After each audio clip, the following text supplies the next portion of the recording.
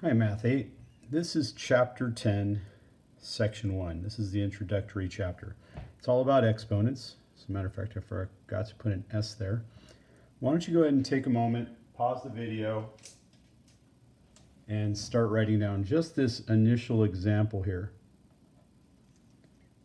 And now what I'm going to do is explain it after you've copied it. What we have here is 3 to the 5th power. So again, that's 3 to the 5th. Okay? Some people say power, some people don't. I say 3 to the 5th. This whole thing is a power. It has two parts to it. This is the base number. Okay? The large number on the bottom is the base number. The smaller number up here to the right-hand corner is called the exponent.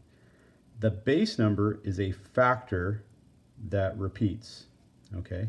The exponent is what tells you how many times the factor repeats. So this is again 3 to the 5th, which I'll explain in a moment, but that's 3 times 3 times 3 times 3 times 3. Okay? So now here's section 1. We're going to be writing expressions using exponents. Part A is write each product using exponents. So on number 1, I have 5 times 5 times 5 times 5. This is an example of a base number, okay? And this base number is being repeated over and over and over. So the base number we have is 5. The question is, what's the exponent? All we have to do is count the number of bases we see repeated. 1, 2, 3, 4. And so that's the answer, writing the product using exponents. This is 5 to the 4th. So again, this is pronounced 5 to the 4th. Okay, you don't actually have to write this part. I'm just explaining how to say it. On number 2, we have the quantity -2 times the quantity -2 times x times x times x. We have two different base factors here. We have to account for each.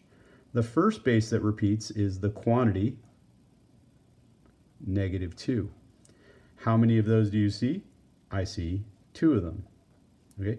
The next base that's repeated is x. How many of those do you see? 3.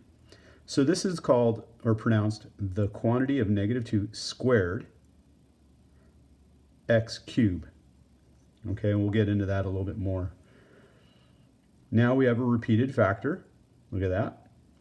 So the base here is 1 over 4. Again, you don't see the parentheses like you did on number 2, but this is going to need parentheses. I'll explain that later.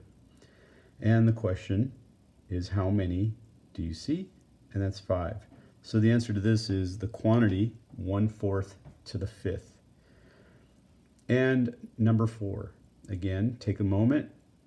Feel free to pause the video at any time, because you can probably start writing the answer to these as I'm just sort of explaining them. So the repeated base here is 3/10. We have 4 of them. And then we have another base of x, and it's repeated twice, so that's square. So this is the quantity 3/10 to the 4th, x squared.